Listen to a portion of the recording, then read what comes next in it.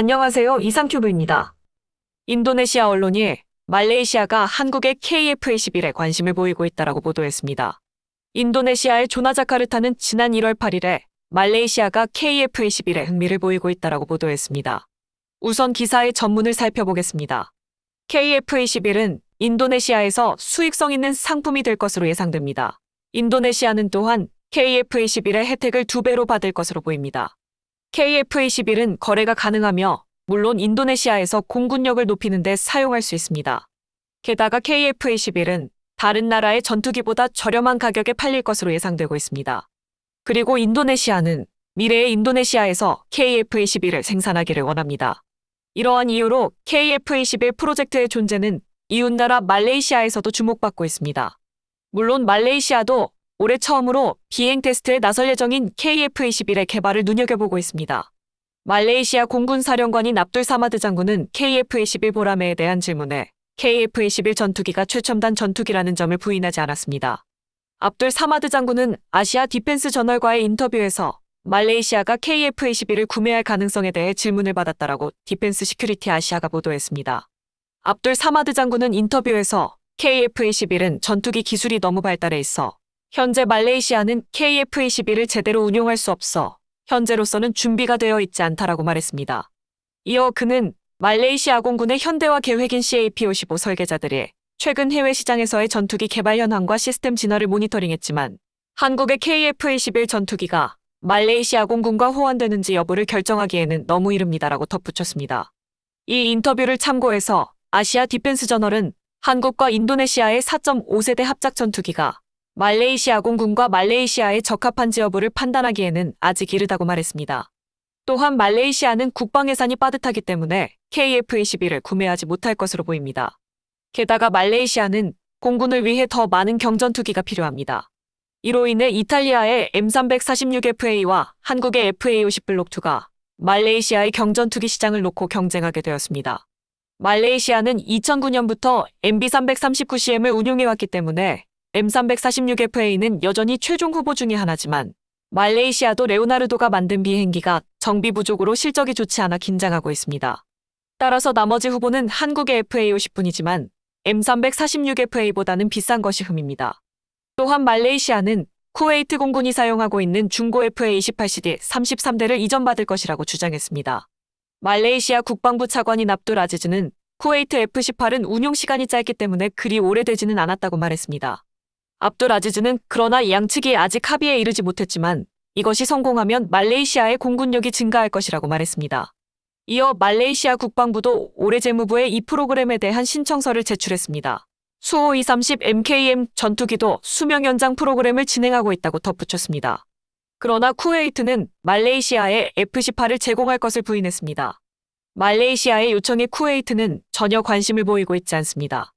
그 결과 말레이시아는 이제 성능이 떨어지는 전투기에만 의존하여 영공을 지키고 있습니다. 현재로서는 말레이시아가 인도네시아와 같이 KF-21 도입을 꿈꾸고 있다는 점은 언급할 가치가 있습니다. 이상이 기사의 전문이었습니다. 참고로 말레이시아 공군은 현재 운용 중인 FA-18D와 수호이 30MKM을 2030년대에 대체할 예정이었으며 이 사업을 위해 말레이시아는 10세대의 멀티롤 전투기 도입 사업을 착수했습니다. 초기에는 미국의 보잉과 사브 및 프랑스의 다소가 관심을 보였지만 2018년에 말레이시아의 MRCA 사업은 예산 부족으로 잠정 중단되었습니다. 대신 말레이시아는 20년 된 FA-18D를 업그레이드하여 전투기의 수명을 연장하였고 또한 경전투기 사업을 발표하여 기존의 전투기들을 보조한다고 발표했습니다. 때문에 말레이시아는 주력 전투기가 노후한 만큼 쿠웨이트에서 중고 FA-18CD를 도입해 공군 전력을 강화한다라는 계획이었습니다. 쿠웨이트 공군은 현재 보유한 FA-18CD의 후계기로 같은 기종인 FA-18EF와 타이푼 도입을 추진 중이지만 퇴역하는 FA-18CD는 비교적 상태가 양호해 튀니지가 관심을 보이고 있으며 때문에 쿠웨이트 공군의 FA-18CD를 놓고 말레이시아와 튀니지가 쟁탈전을 벌였습니다. 말레이시아 공군은 F-5EF와 미그-29의 퇴역으로 전투기가 12대 이상 부족한 것으로 알려졌지만 말레이시아 국방부 장관은 쿠웨이트 공군으로부터 FA-18CD를 33대 조달하겠다고 밝혀 부족한 전투기 전력 보충 외에 부품 획득용으로 활용하려고 할 수도 있습니다. 이를테면 호주 공군에서 퇴역하는 FA-18CD는 캐나다 공군이 부품 획득용으로 호주에서 이전받는 것이 확정되었으며 F-35A 도입으로 퇴역이 진행 중인 서구 국가들의 F-16에도 루마니아와 노르웨이가 관심을 보이고 있습니다. 영국 공군에서 퇴역이 결정된 타이푼 트렌치1에도 그리스가 관심을 보이는 등 중고 전투기는 의외로 해외에서 수요가 많아지고 있습니다. 어쨌든 쿠웨이트는 말레이시아의 제안을 거절하여 FA-18CD를 둘러싼 튀니지와 말레이시아의 FA-18CD 쟁탈전은 튀니지가 승리한 것으로 보여 말레이시아는 미래의 주력 전투기에 공백이 생기게 될 것으로 보입니다. 따라서 인도네시아의 언론은 미래의 주력 전투기를 도입해야 하는 말레이시아 공군에게 2026년부터 생산이 시작되는 한국의 KF-21이 제격이라고 말하고 싶을 것입니다. 터키도 미래의 주력 전투기를 도입해야 하는 말레이시아 상황을 잘 알고 있어 자신들이 개발 중인 TFX에 말레이시아를 참여시키기 위해 노력하고 있지만 배당 가격이 1억 달러를 넘을 것으로 예상되는 터키의 TFX에 국방 예산이 빠듯한 말레이시아가 관심을 가질지는 미지수입니다. 어쨌든 말레이시아의 차세대 전투기 도입 시기는 2030년대여서 시기적으로 말레이시아는 우리나라가 적극적으로 노릴 수 있는 전투기 시장이라고 생각됩니다. 한 가지 소식을 더 전해드리면 미 해군이 포기했던 레일건 사업이 부활했다라는 소식입니다. 미 해군은 레일건의 실용화를 위해 10년 이상 연구 개발을 지속해왔으나 더 이상 개발 자금을 요구하지 않고 레일건 개발 종료를 미 의회에 제안해왔습니다. 하지만 바이든 대통령이 지난 12월 27일에 서명한 국방권한법에 레일건 프로그램에 대한 자금이 포함된 것으로 확인됐습니다.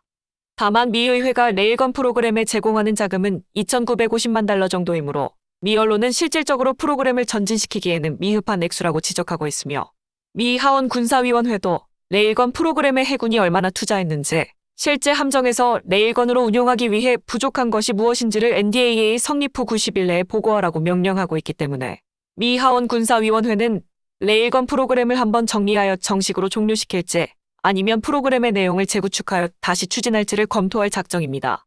그 증거로 NDAA에 기재된 레일건 프로그램에 대한 자금 공급 목적은 기술 개발이 아니라 달성된 레일건과 관련된 기술과 지식을 문서화해 보존하기 위해서이므로 아마도 미 해군뿐 아니라 미 의회도 이러한 레일건 프로그램으로 간파했을 가능성이 높습니다.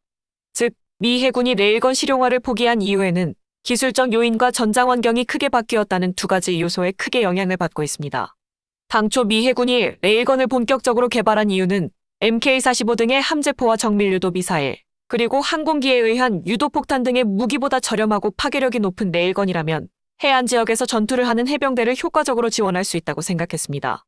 때문에 레일건은 미국의 미사일 방위 시스템의 부차적인 존재로서 유용할 것이라고 전망되고 있었지만 실제로 완성된 레일건의 성능은 미 해군의 기대에 크게 미치지 못했습니다. 미 해군은 개발 중인 레일건의 110마일의 사거리를 원했으나 당장 이것을 실현하기는 어렵다는 것을 알았으며 호시는 12발에서 24발마다 교체가 필요했습니다. 만일 미 해군의 요구를 충족시킨 레일건이 실용화되더라도 적의 대한미사일의 장사정화로 레일건을 장착한 미국의 함정이 200km 이내의 연안에 접근하는 것은 위험성이 너무 높습니다. 따라서 1000km 이상 떨어진 목표를 공격할 수 있는 극초음속 병기의 등장으로 레일건의 매력은 퇴색되었으며 따라서 사용할 곳이 어려운 병기가 되어버린 것입니다. 이런 이유로 미 해군은 레일건 프로그램에 투입할 자금과 인력을 다른 프로그램으로 돌리는 게 낫겠다는 판단에 따라 레일건 개발을 정식으로 끝내자고 의회에 제안했지만 바이든 정부는 생각지도 못한 레일건 프로그램에 대한 지원을 발표하여 앞으로 미국이 레일건 개발을 어떤 방향으로 진행해 나갈지 궁금해집니다. 이상 마치겠습니다. 시청해주셔서 고맙습니다. 이상큐브였습니다.